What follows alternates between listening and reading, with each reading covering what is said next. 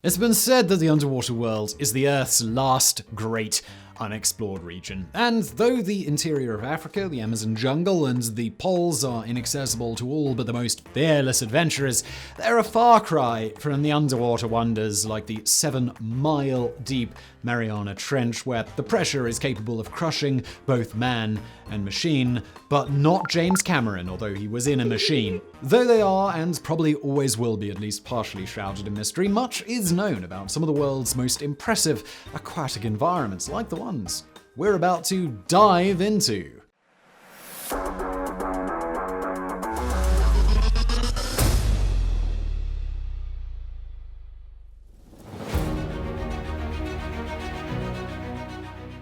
It may come as no surprise that the Great Barrier Reef is the world's largest and most intricate reef complex, but what's not so well known is that it's actually made up of nearly 3,000 individual reefs, more than 700 continental and mangrove islands, and approximately 300 cays. It's located in the Pacific along Australia's northeast coast, and core samples indicate that it began forming on the continental shelf at least 5 million years ago. From stem to stern, it's more than 1,200 miles long, or about the length of America's west coast, from Canada to Mexico. It's generally between 37 and 155 miles wide, and in some areas as close as 10 miles to shore, while at others more than 100 miles out into the ocean. But with a total area of about 135,000 square miles, it's 10% larger than the state of New Mexico. Though the reef has an average depth of just 115 feet and is often even shallower close to shore, according to the Great Barrier Reef Marine Park Authority, on the outer edges near the continental slope, it extends down more than 6,500 feet. Exploration of the reef by Europeans began in 1770 when English explorer Captain James Cook's ship got stuck on it. But though the work of mapping its myriad passages and channels continued well into the 20th century, much of it is still relatively unexplored. Like all reefs, the structure's building blocks were formed as living polyps, and hydrocorals took root on the calcified remains of those that had lived there before, after which they became bound in place by cement-like substances comprised of algae and bryozoans, microscopic invertebrates that live in colonies. Further strengthening the reef's endless nooks and crannies are immense quantities of sand and skeletal waste pulverized into granules by waves and currents. The reef has grown on the relatively shallow coastal shelf that rings much of the continent, and its nutrient-dense waters have allowed it to flourish, thanks largely to warm temperatures that generally range from 73 Fahrenheit to 29 degrees Fahrenheit year-round. The Great Barrier Reef is home to an astonishing array of marine species, including more than 500 hard and soft corals, 3,000 types of mollusks, more than 24 kinds of marine mammals like whales and dolphins, and about 1,500 species of fish, of which more than 100 are sharks and rays. But though most have evolved over millennia, some, like saltwater crocodiles and great white sharks, have changed little since prehistoric times.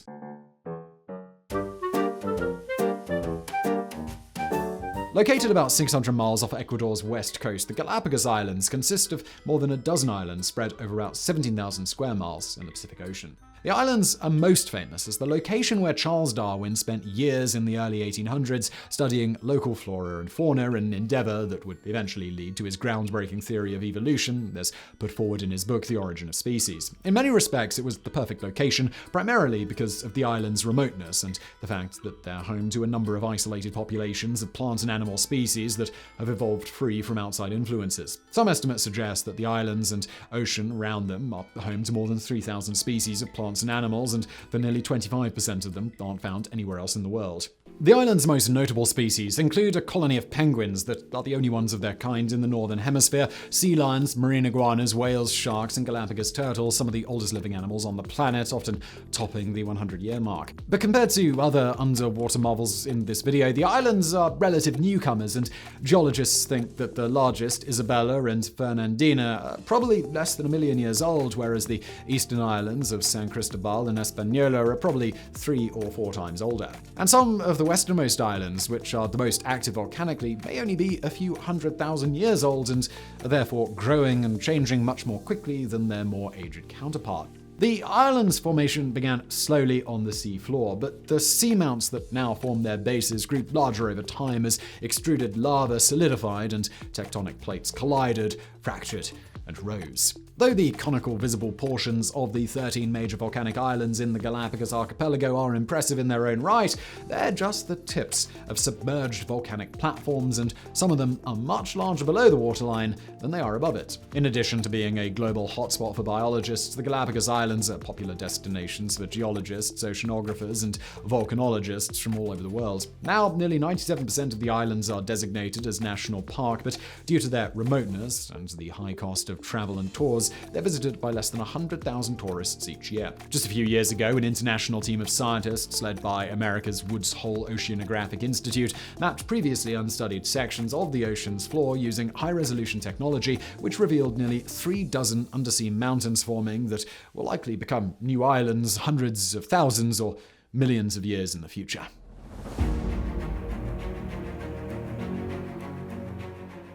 Located in southern Siberia near Russia's border with Mongolia, crescent-shaped Lake Baikal claims a number of impressive distinctions. Formed about 25 million years ago, it's not only the world's oldest lake, but the deepest and largest by volume as well. In fact, at 5,500 cubic miles, 23,000 cubic kilometers, Baikal contains about the same amount of water as all of North America's Great Lakes combined, or about 20% of all the world's fresh water. Baikal was created from the continual fracturing of the Earth's crust, tectonic shifts, and incessant earthquakes, of which even now there are often more than 2,000 a year.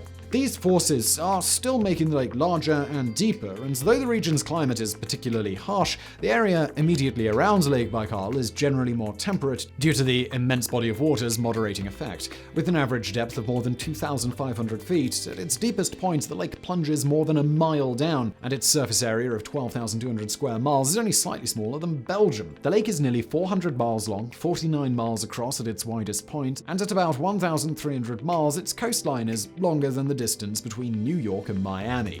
Baikal is dotted with more than 24 uninhabited islands, but on the largest, Olkhon, there's a thriving village of about 1,500 residents. Though more than 300 rivers and streams feed the lake, the Selenga River is the largest source, contributing nearly 50% of its water. On the northern side of the lake, the Angara River is the only outlet, carrying nearly 16 trillion gallons of water northward annually that end up in the Yenisei River and eventually the Arctic Ocean. Among the world's other super deep lakes, Baikal has the most oxygenated water, and its visibility often exceeds 150 feet, especially in the summer when it's brimming with Siberian snowmelt. Baikal plays a prominent role in Russian myth and folklore and is often referred to as the Sacred Sea, but despite its relatively harsh climate, the lake and nearby watershed are home to thousands of unique species of plants and animals, many of which aren't found anywhere else.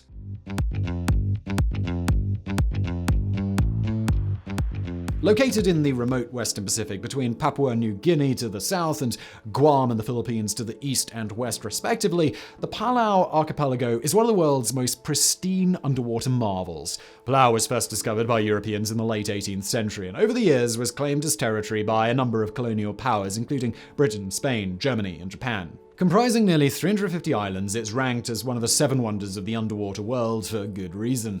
It's home to one of the planet's oldest and most diverse coral reefs, and though it's not the biggest, evidence suggests that it's been in existence for nearly 2 million years and that it's among the most biologically diverse environments in the world. The reef is home to approximately 700 species of coral, as well as 1,500 different types of fish, many of which are easily seen in water that often boasts visibility exceeding 200 feet. Palau's unparalleled diversity is largely the result of the convergence of 3 major ocean currents that bring with them a continual supply of nutrient-rich water, of which phyto and zooplankton form the base of the food chain. Characterized by shallow reefs, deep abysses, and abundant shipwrecks, it's also home to a number of sheer drop-offs like Peleliu Wall, which plunges from nearly the surface down to 900 feet. Sea turtles, dolphins, whales, and invertebrates like anemones, starfish, octopus, and cuttlefish are common, and there's a small but thriving population of dugong, marine mammals similar to manatees that inhabit coastal areas, dine on seagrass, and can grow up to 9 feet long and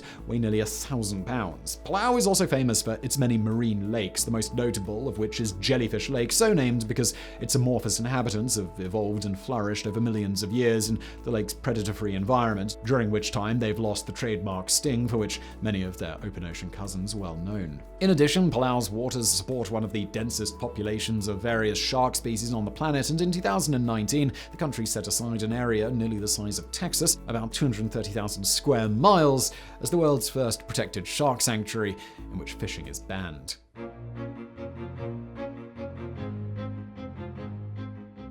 Deep-sea hydrothermal vents are like hot springs and geysers, but instead of residing on the Earth's surface, they're scattered far and wide along ocean floors. They're typically found in areas where two or more tectonic plates meet, but they're also common where the Earth's submerged crust is porous, fractured, or particularly thin. When it circulates under the Earth's crust, cool seawater is heated by magma to temperatures often exceeding 750 degrees Fahrenheit, that's 400 Celsius, which causes it to expand and rise through existing fissures, dissolving mineral-rich deposits, creating its own means of escape, or bursting through weak and brittle areas.